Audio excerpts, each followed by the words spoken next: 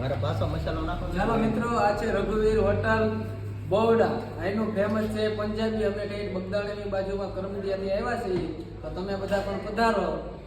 આ છે હોટલ. તો મિત્રો જવો, આ હતા છે મારા મિત્રો. તમને હું હોટલ બતાવું.